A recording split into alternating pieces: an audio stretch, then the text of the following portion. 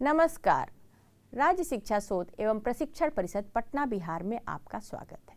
बच्चों, आज हम लोग कक्षा 9 में विज्ञान विषय के अध्याय 8 गति के बारे में सीखेंगे और जानेंगे।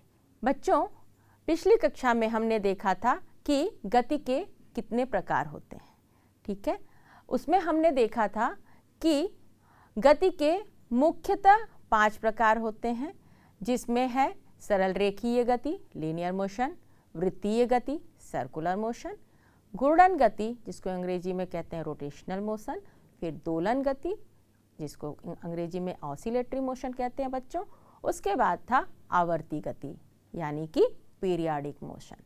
तो बच्चों, हमने पिछली कक्षा में देखा था कि सरल रेखीय गति क्या होती है, फिर हमने देखा था कि वृत्तीय गति क्या होती है। तो आज हम लोग जानेंगे कि घूर्णन गति क्या होती है। तो चलिए देखते हैं कि घूर्णन गति क्या होती है। तो बच्चों, घूर्णन गति जब कोई वस्तु अपने अक्ष के चारों ओर घूमती है तो उसकी गति घूर्णन गति कहलाती है। फिर से पढ़िए बच्चों आप लोग, जब कोई वस्तु अपने अक्ष के चारों ओर घूमती है तो उसकी गति घूर्णन गति कहलाती है। जैसे छत के पंखे की गति, यानी कि बच्चों आप लोगों के छत पे पंखे लगे रहते हैं ना, वो जो छत पे लगे रहते हैं वो भी, और भी आपका जो टेबल फैन होता है बच्चों, वो भी पंखा जो है वो आपका घूर्णन गति का उदाहरण रहता है। उसके बाद चक्की के पाटों की गति। तो बच्चों, जो चक्की चलाते हैं ना, चक्की से क्या करते हैं उसमें, हाँ, मसाले भी पीसते हैं, गेहूं भी पीसते हैं। तो चक्की का आटा जो होता है, चक्की करते हैं गोल गोल घुमा के, उसको भी, वो भी किसका उदाहरण है, घूर्णन गति का। उसके बाद जो लट्टू की गति होती है, लट्टू आप लोग खेले हैं ना बच्चों, सब लोग खेले होंगे लट्टू, याद है, हाँ, स्पिनिंग टॉप भी बोलते हैं बच्चों उसको। तो उसकी जो गति होती है ना बच्चों, वो भी रोटेशनल मोशन का उदाहरण होता है।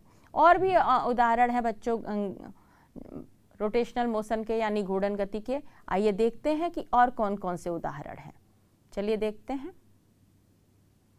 देखिए बच्चों, यहाँ पे अभी जो है चाक पे देखिए, यहाँ पे इस तरीके से जो मिट्टी के बर्तन बनाए जाते हैं तो वो नीचे ऐसे से घूमता है ना बच्चों, हाँ, वो भी घूर्णन गति का उदाहरण है। वैसे जैसे फैन का बात किए थे, पंखा चलने का, तो वो पंखा की जो गति होती है बच्चों ना, वो पंखे की गति जो है ओवरऑल, जब बोलते हैं कि पंखा चल रहा है तो वो पंखा जो है बच्चों, उसका जो ब्लेड होता है, उसकी पत्तियां जो पंखे की होती हैं, वो कौन सी गति करती हैं, वो घूर्णन गति करते हैं। उसी तरीके से नीचे जो हम बोले लट्टू बच्चों, वो बच्चा देखिए लट्टू देख रहा है घूमते हुए, वो जो लट्टू है वो घूर्णन गति का उदाहरण है।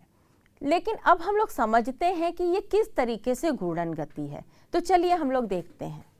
तो बच्चों, हमने क्या देखा, हमने ये देखा कि घूर्णन गति कौन सी गति होती है, जब वो अपने अक्ष पर, कोई वस्तु जब अपने अक्ष पर घूमती है तो उसे घूर्णन गति कहते हैं। अक्ष को बच्चों अंग्रेजी में कहते हैं एक्सिस भी। तो हम लोग चलिए समझते हैं कि अक्ष पे घूमना क्या होता है। तो आइए चलिए देखते हैं।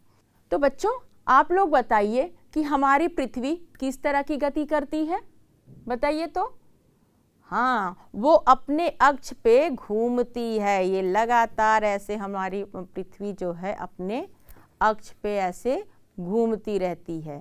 तो बच्चों, बात हमने कहा अक्ष पे, तो बच्चों ये देखिए, ये पॉइंट जो है बच्चों, देखिए यहाँ से ये जो बच्चों एक यहाँ से ये जो यहाँ पे पॉइंट है बच्चों, यहाँ पे अगर हम लेते हैं, यहाँ पे देखिए, ये यहाँ पे अगर इसको आप ध्यान दीजिएगा, इस पॉइंट को बच्चों देखिएगा, और ये अभी जब ये घूर्णन कर रही है तो आप देखिए ये अक्ष होगा बच्चों, ये एक्सिस होती है, देखिए यहाँ, और यहाँ एक पॉइंट है, और ये इसके अराउंड में घूम रहा है, इसके चारों तरफ ऐसे ऐसे देखिए घूम रहा है। ठीक है, ये देखिए।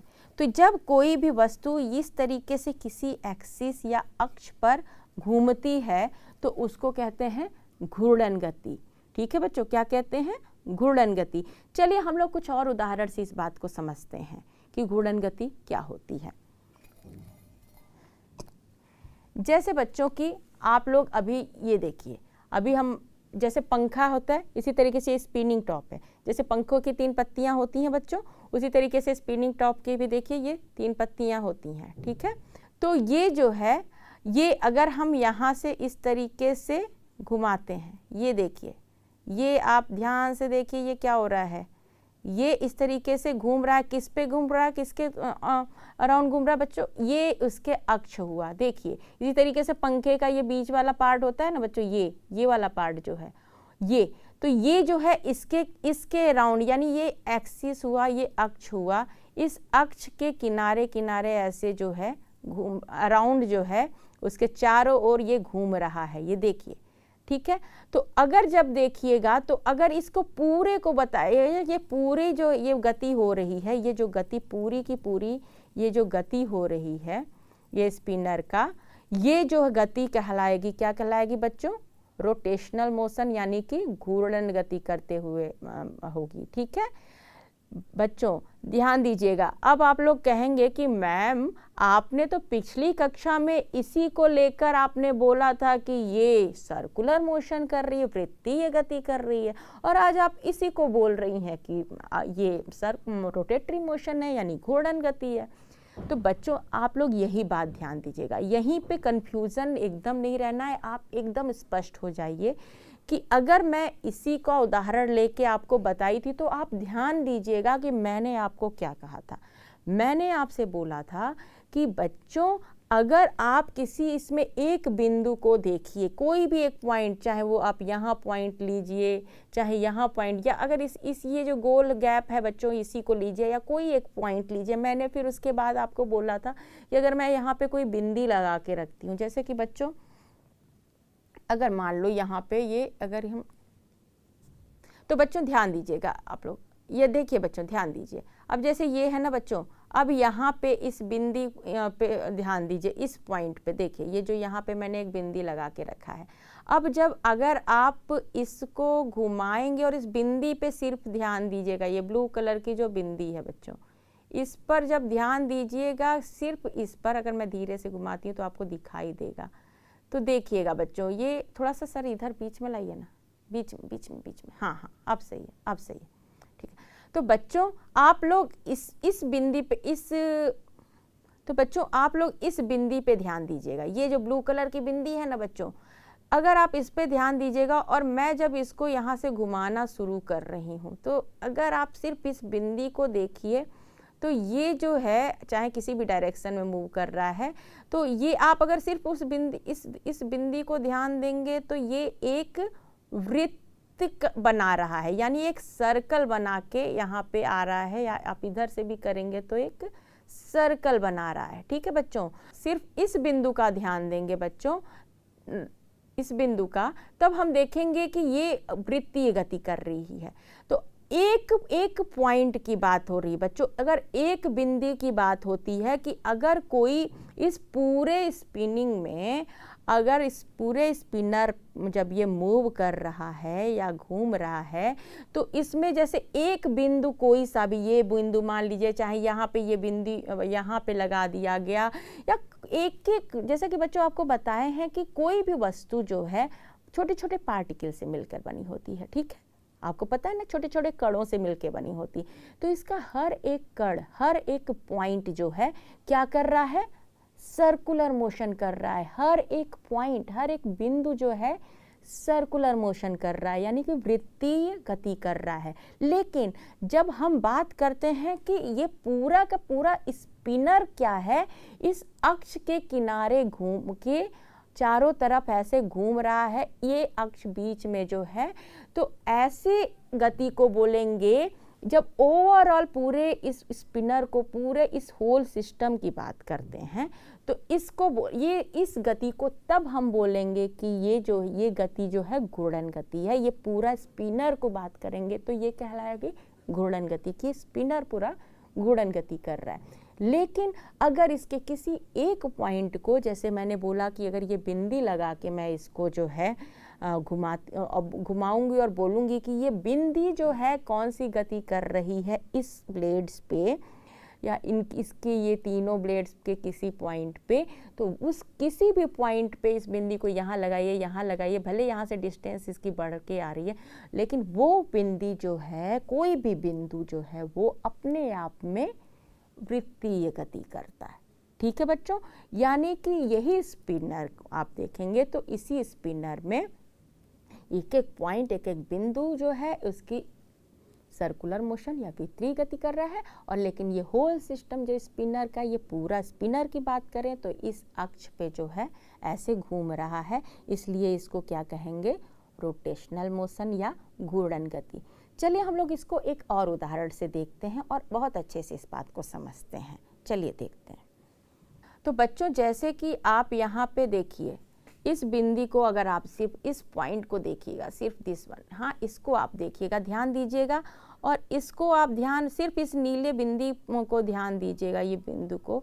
तो अगर जब देखिए ये इस तरीके से मोशन कर रहा है तो ये एक सर्कल बना रहा है। क्या हो रहा है, ये एक सर्कुलर पाथ बना रहा है। देखिएगा ये कि एक वृत्तीय गति कह रहा है अगर सिर्फ उस पॉइंट को कहेंगे।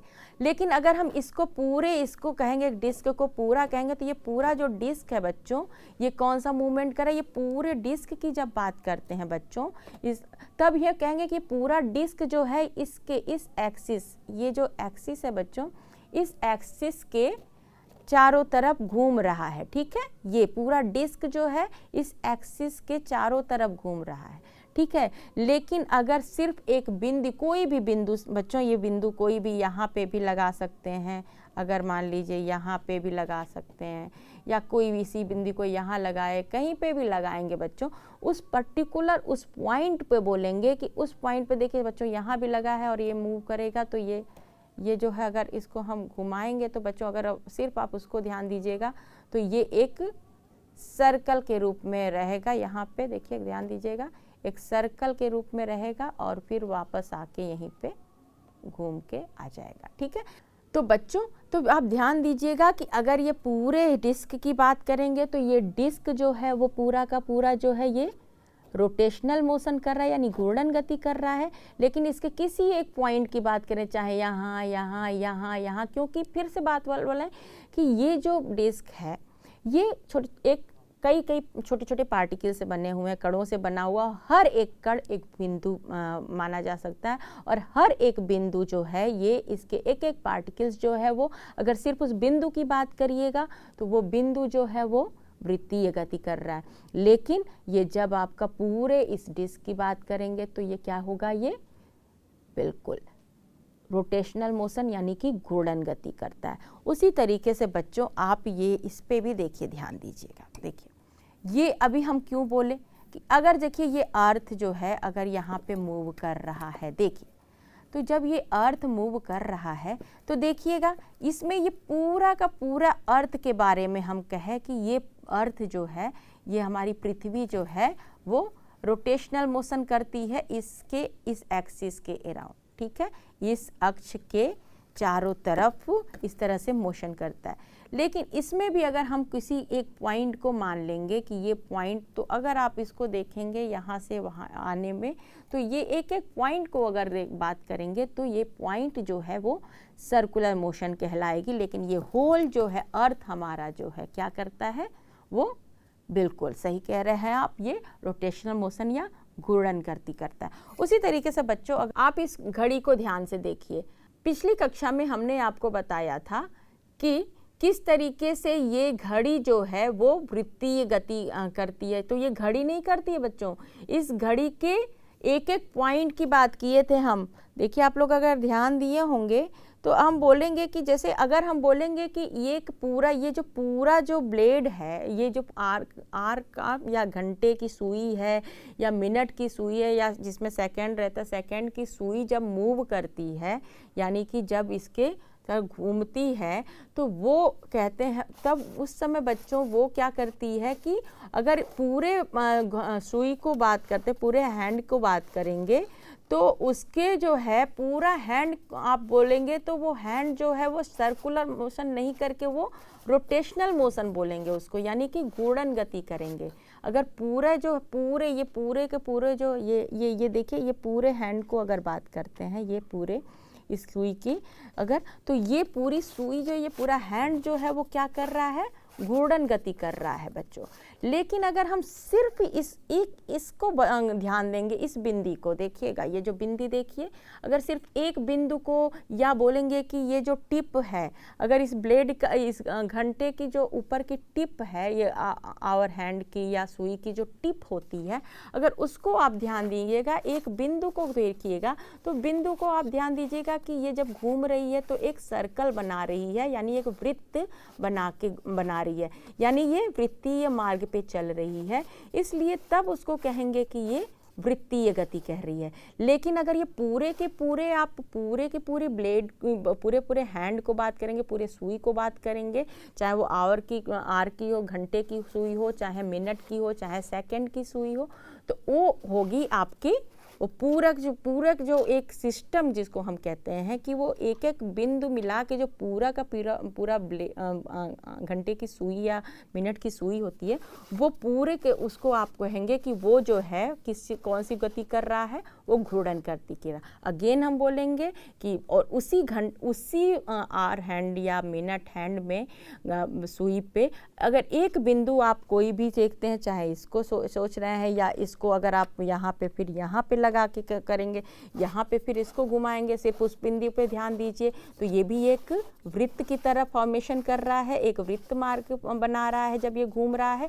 इसलिए अगर सिर्फ इस पॉइंट की बात करें तो ये पॉइंट जो है वो सर्कुलर मोशन कर रहा है, लेकिन ये पूरी की पूरी सुई की बात करिए, मिनट की चाहे घंटे की, इसी तरीके से आप घंटे की सुई जो है आप ध्यान दीजिए। बस अंतर यही है कि मिनट की सुई जो है वो आपकी हर 60 मिनट के बाद जो है एक पॉइंट पे आके बनाएगी, आपको एक बिंदु पे जो है पूरा सर्कल बनाएगी। इस तरह सेकंड की सुई 60 सेकंड के बाद ही आके जो है वो एक पूरा वृत्त बनाती है, ठीक है।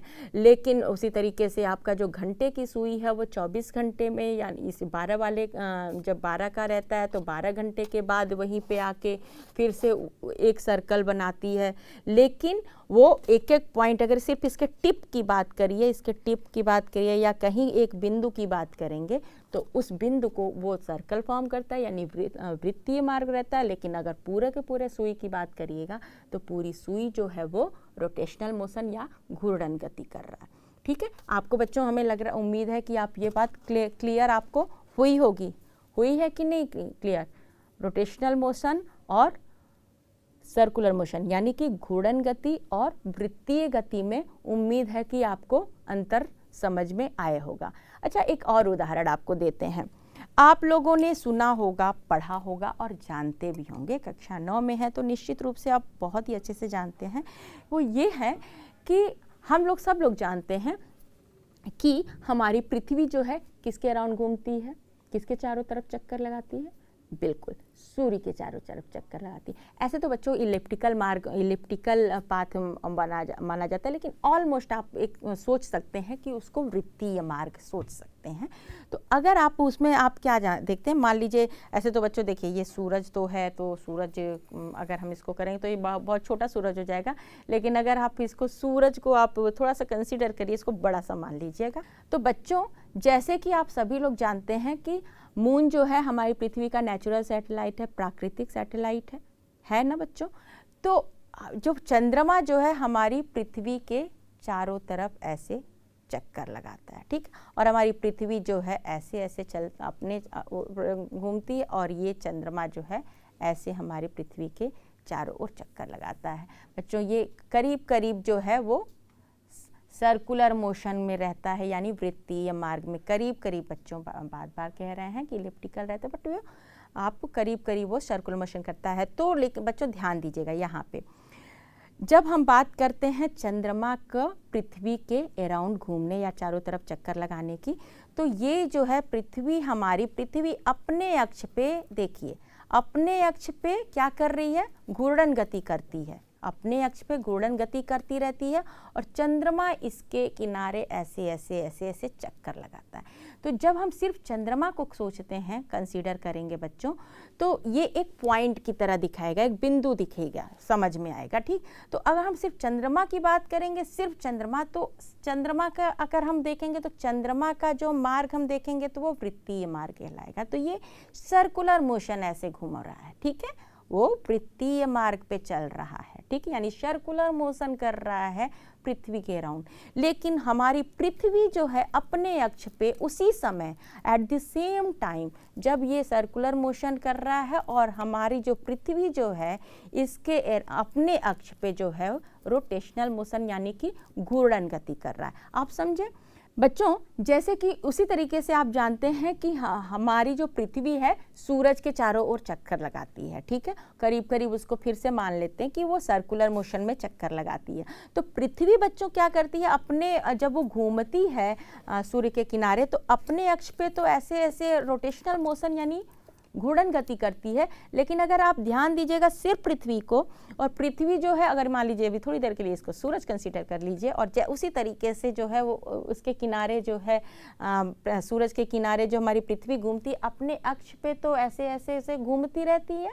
लेकिन जो है सूरज के किनारे जो है वो अगर आप देखिएगा तो ऑलमोस्ट जो है सर्कुलर पाथ पे चलती है। तो अगर उसको बोला जाएगा सूरज को के रेस्पेक्ट में देखा जाएगा उसके तो तब हम कहेंगे कि पृथ्वी जो है हमारी जो है वो सर्कुलर मोशन कर रही है यानी कि वृत्तीय गति कर रही है। लेकिन हमारी पृथ्वी खुद के अक्ष पर उस समय रोटेशनल मोशन करती रहती है और घूर्णन गति करती है।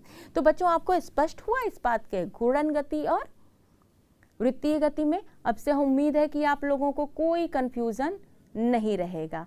चलिए उसी एक उदाहरण एक और ले लेते हैं ताकि और किसी भी प्रकार का कंफ्यूजन लेके आपको रखना नहीं है, इसलिए एक मान लीजिए अब इसी को माप लोगे, इसको ध्यान दीजिएगा बच्चों। अच्छा देखिएगा, अगर हम इसको बच्चों अगर इसको हम इस तरीके से देखिए ऐसे ऐसे ऐसे घुमाना शुरू करते हैं बच्चों, देखिए इसको इस तरीके से घुमाते हैं।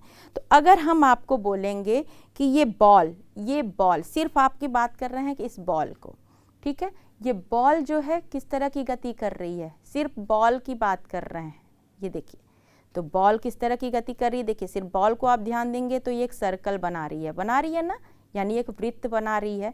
यानी कि जब आप बात करेंगे इस तरीके की जब होता है, और अगर ये पूरा सोचेंगे, अगर यहाँ से इस अक्ष को लेकर आप ध्यान देंगे कि ये पूरा किस तरह का मोशन है, ये अगर पूरे सिस्टम की बात करिए तो ये किस तरह की मोशन है, तो ये चूंकि ये इस अक्ष के अराउंड घूम रही है, देखिए इस तरह से, ठीक है, सेंटर के अराउंड, ठीक। तो तब जो है सिर्फ चूंकि यहाँ पॉइंट इसका बॉल को माना गया है, तो यहाँ बॉल जो है अगर सिर्फ बॉल को फोकस करिएगा या गेंद को फोकस करिएगा तो गेंद जो है वो वृत्तीय गति कर रहा है, ठीक है। तो ध्यान दिए आप लोग, ये वृत्तीय गति कर रहा है। इसी तरीके से मान लीजिए इसी बॉल को, अगर ये बॉल जो है अगर ऐसे ऐसे घूम रहा है बच्चों, अगर यहीं पे पॉइंट पे अपनी पॉइंट पे ही घूमता रहता है यहाँ पे, तो उस समय इसको बोलेंगे कि रोटेशनल मोशन है यानी कि घूर्णन गति है, ठीक है बच्चों।